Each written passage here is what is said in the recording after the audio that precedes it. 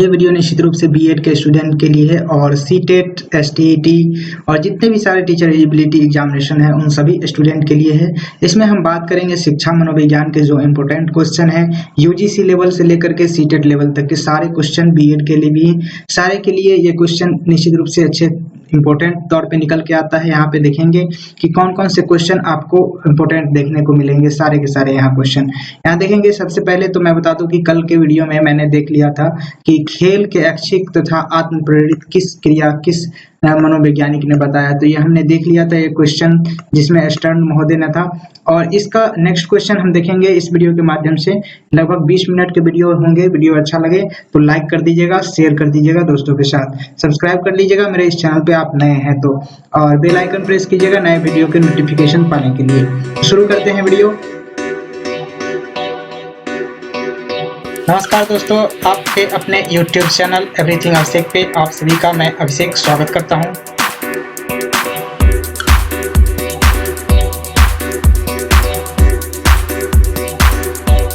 यहाँ देखेंगे सबसे पहले जो क्वेश्चन निकल के आता है, समाजमिति विधि के प्रणेता कौन है, यानी समाजमिति विधि के जो खोजकर्ता कौन है। तो निश्चित रूप से यहाँ पर देख सकते हैं आपके सामने में शो हो रहे होंगे, जे एल मोरेनो ने है इनके खोज किए थे। समाजमिति विधि की जो खोज किए थे जे एल मोरेनो महोदय ने।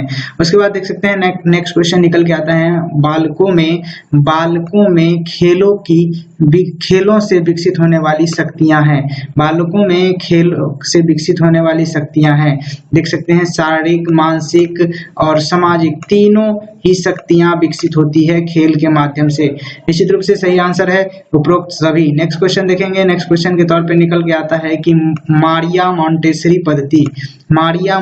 पद्धति की शिक्षा किस माध्यम से दी जाती है।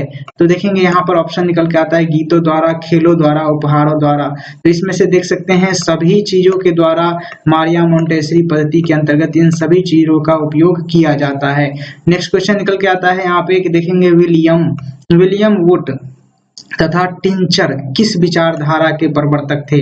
विलियम वुड तथा टिंचर महोदय किस विचारधारा के परिवर्तक थे। देख सकते हैं गेस्टाल्ट विचारधारा के, व्यवहारवादी विचारधारा के, संरचनावादी विचारधारा के, उपरोक्त सभी। तो ये ऑप्शन निकल के आता है यहाँ पे, देख सकते हैं संरचनावादी के विचारधारा के जो थे ये प्रवर्तक थे। कौन, तो देख सकते हैं आपके सामने में शो हो रहे हैं विलियम वुड और टिंचर महोदय, ये दोनों संरचनावादी विचारधारा के प्रवर्तक थे। नेक्स्ट क्वेश्चन निकल के आता है, समस्यात्मक बालकों की प्रवृत्ति होती है। समस्यात्मक बालकों की प्रवृत्ति होती है, निश्चित रूप से यहाँ देखेंगे समाज विरोधी प्रवृत्ति, झगड़ालू प्रवृत्ति, अपराधी प्रवृत्ति, ये तीनों होते हैं। समाज विरोधी प्रवृत्ति, झगड़ालू प्रवृत्ति और अपराधी प्रवृत्ति। समस्यात्मक बालकों की प्रवृत्ति इस तरह की होती है, इसमें तीनों तरह के गुण पाए जाते हैं। निश्चित तौर पे देख सकते हैं नेक्स्ट क्वेश्चन निकल के आता है कि सबसे पहले मनोवैज्ञानिक प्रयोगशाला किस देश में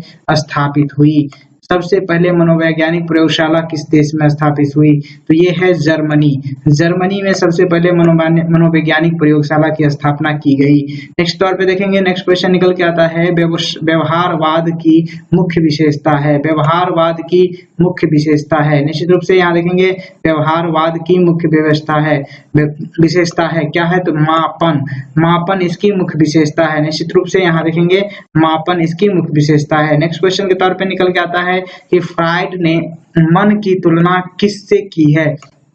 फ्राइड ने मन की तुलना किससे की है, मन की तुलना किससे की है। देख सकते हैं यहाँ पे निकल के आता है, इसका आंसर होगा समुद्र में तैरते हुए जहाज से। समुद्र में तैरते हुए जहाज से, यहाँ समुद्र में तैरते हुए हिमखंड से, माफ कीजिएगा, यहाँ है समुद्र में तैरते हुए हिमखंड से। यहाँ देखिए ये आंसर होगा समुद्र में तैरते हुए हिमखंड से।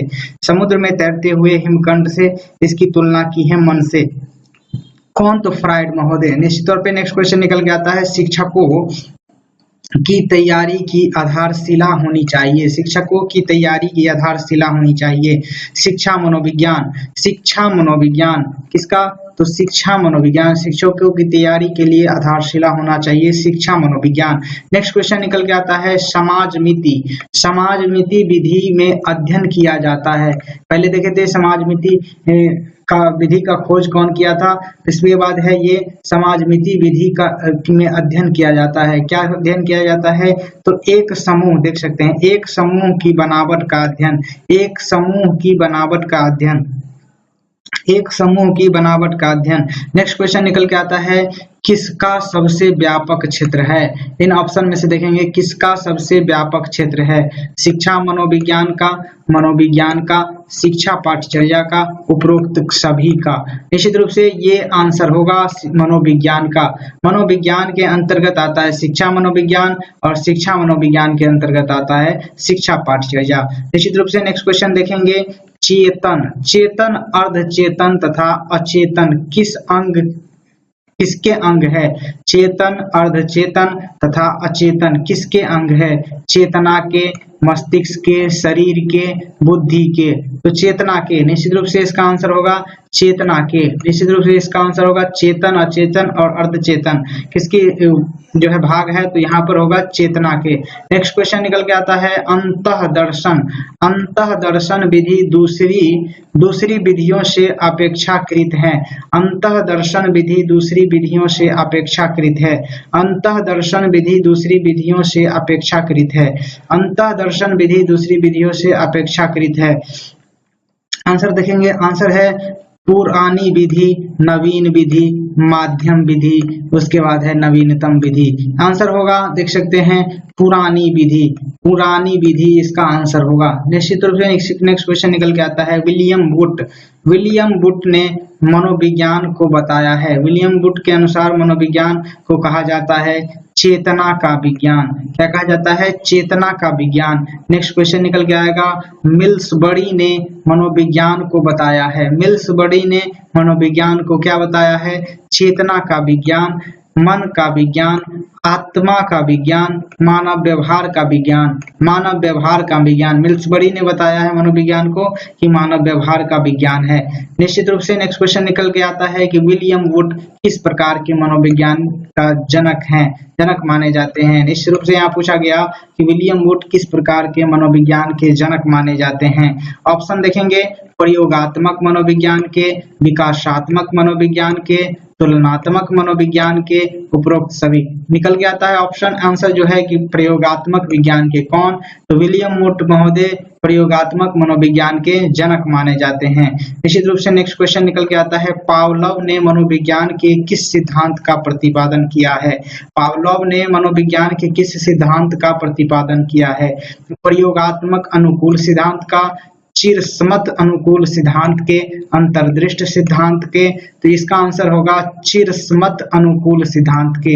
चिरस्मत अनुकूल सिद्धांत के कौन? तो चिरस्मत अनुकूल सिद्धांत के कौन है? तो पावलोव ने मनोविज्ञान के चिरस्मत अनुकूलन सिद्धांत के जनक माने जाते हैं। नेक्स्ट क्वेश्चन निकल के आता है कि व्यक्ति की संवेदना और अभिवृत्ति जानने की सबसे उपयुक्त विधि है। व्यक्ति की संवेदना और अभिवृत्ति जानने की सबसे उपयुक्त विधि है। आंसर देखेंगे, आंसर निकल के आता है निरीक्षण विधि, प्रश्नावली विधि, साक्षात्कार विधि, उपरोक्त सभी। साक्षात्कार विधि आंसर होगा साक्षात्कार विधि। व्यक्ति की संवेदना और अभिवृत्ति जानने के लिए सबसे उपयुक्त विधि है साक्षात्कार विधि। नेक्स्ट क्वेश्चन निकल के आता है, प्रथम मनोवैज्ञानिक प्रयोगशाला जर्मनी में कब बनाया गया या कब स्थापित की हुआ? यहाँ देख सकते हैं, प्रथम मनोवैज्ञानिक प्रयोगशाला जर्मनी में बनाया गया था, जो 1879 ईस्वी में 1979 में स्थापित हुआ था, जो 1879 ईस्वी में जर्मनी में स्थापित किया गया था। नेक्स्ट क्वेश्चन तौर पे निकल के आता है, शिक्षा मनोविज्ञान वर्तमान में अपने किस स्वरूप में है? शिक्षा मनोविज्ञान वर्तमान में अपने किस स्वरूप में है? शिक्षा मनोविज्ञान वर्तमान में अपने किस स्वरूप में है? बाल्यावस्था में, जवानी में, शैशवावस्था में और किशोरावस्था में। आंसर होगा शैशवावस्था में।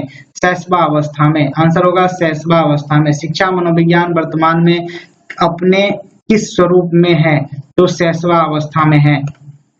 नेक्स्ट क्वेश्चन तौर पे निकल के आता है कि मनोविज्ञान अध्ययन की जेनेटिक विधि को अन्य किस नाम से पुकारा जाता है? मनोविज्ञान अध्ययन की जेनेटिक विधि को अन्य किस नाम से जाना जाता है? तो ये देखेंगे आनुवांशिक विधि, विकासात्मक विधि, अंतर्दर्शन विधि, उपरोक्त सभी। आंसर होगा विकासात्मक विधि। आंसर होगा विकासात्मक विधि। नेक्स्ट क्वेश्चन निकल के आता है मनोविज्ञान की बहिर्दर्शन विधि के जनक कौन है?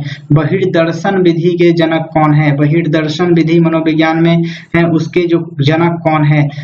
देख सकते हैं टाइडमैन है, वुडवर्थ है, जेबी वाटसन है, फ्राइड है। आंसर होगा जेबी वाटसन। आंसर होगा जेबी वाटसन है, जो कि है बहिर्दर्शन विधि के जनक हैं, जो मनोविज्ञान के अंतर्गत होता है। नेक्स्ट क्वेश्चन निकल के आता है कि किस मनोवैज्ञानिक ने कहा कि चेतन मन के साथ अचेतन मन पर भी ध्यान देना चाहिए? किस मनोवैज्ञानिक ने कहा कि चेतन मन के साथ अचेतन मन पर भी ध्यान देना चाहिए? ऑप्शन देखेंगे जेबी वाटसन, वुडवर्थ ने, उसके बाद टाइडमैन है, फिर सिगमंड फ्राइड है। आंसर होगा सिगमंड फ्राइड। आंसर होगा सिगमंड फ्राइड। किस मनोवैज्ञानिक ने कहा है कि चेतन मन के साथ अचेतन मन पर भी ध्यान देना चाहिए? तो सिगमंड फ्राइड है। नेक्स्ट क्वेश्चन निकल के आता है कि बाल केंद्रित शिक्षा की अवधारणा मनोविज्ञान के किस संप्रदाय दी है? किस संप्रदाय ने दी है? बाल केंद्रित शिक्षा की अवधारणा मनोविज्ञान में किस संप्रदाय ने दी है? आंसर देखेंगे गेस्टोल्टवाद ने, उसके बाद संरचनावाद, मनोविश्लेषणवाद, उसके बाद व्यवहारवाद। आंसर होगा मनोविश्लेषणवाद ने। मनोविश्लेषणवाद ने चाइल्ड सेंटर्ड एजुकेशन की जो है कि चाइल्ड सेंटर्ड जो है कि बाल केंद्रित शिक्षा की अवधारणा मनोविज्ञान में जो संप्रदाय दिया है वो है मनोविश्लेषणवाद ने। नेक्स्ट क्वेश्चन निकल के आता है गेस्टलवाद संप्रदाय का जन्म किस देश में हुआ? गेस्टलवाद संप्रदाय का जन्म किस देश में हुआ? आंसर निकल के आता है जर्मनी में। इसका आंसर निकल के आता है जर्मनी में। नेक्स्ट क्वेश्चन निकल के आता है समग्रवाद में मुख्य रूप से ध्यान दिया जाता है।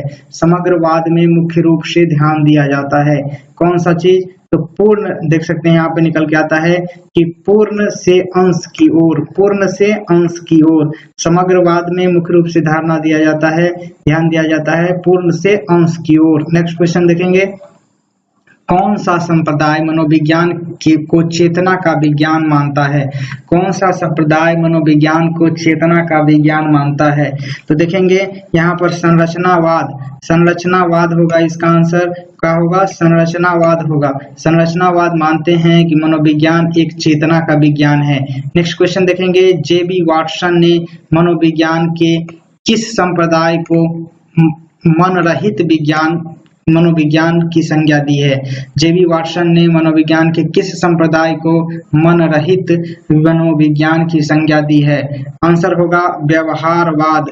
आंसर होगा व्यवहारवाद। जेबी वाटसन द्वारा मनोविज्ञान के जो है संप्रदाय उसको मनरहित मनोविज्ञान की संज्ञा दी है, वो क्या है? तो व्यवहारवाद है। इसी तौर पे नेक्स्ट क्वेश्चन निकल के आता है प्रबलन का सिद्धांत किसने प्रतिपादित किया? प्रबलन का सिद्धांत किसने प्रतिपादित किया? आंसर होगा, देख सकते हैं स्कीनर महोदय ने। इसका तो प्रबलन का सिद्धांत स्कीनर महोदय ने। नेक्स्ट क्वेश्चन निकल के आता है स्थानीय इतिहास के लिए सबसे अधिक उपयोगी शिक्षण विधि है। स्थानीय इतिहास के लिए सबसे अधिक उपयोगी शिक्षण विधि है। स्थानीय इतिहास के लिए सबसे अधिक उपयोगी शिक्षण विधि है, देख सकते हैं क्षेत्रीय भ्रमण विधि। क्षेत्रीय भ्रमण विधि के द्वारा सबसे अच्छा विधि है जो कि स्थानीय इतिहास को जानने के लिए उपयुक्त है। निश्चित रूप से यहाँ पर देखेंगे नेक्स्ट क्वेश्चन के तौर पे कि सामाजिक अध्ययन का सबसे अधिक महत्व किससे होता है? सामाजिक अध्ययन का सबसे अधिक महत्व किससे होता है? सामाजिक अध्ययन का सबसे अधिक महत्व किससे होता है? यहाँ पर देखेंगे ऑप्शन है सामाजिक गतिविधि से, सामाजिक समूह से, सामाजिक मूल्यों से, सामाजिक नियमों से और सामाजिक सुधारों से। सामाजिक मूल्यों के विकास से। आंसर होगा सामाजिक मूल्यों के विकास से।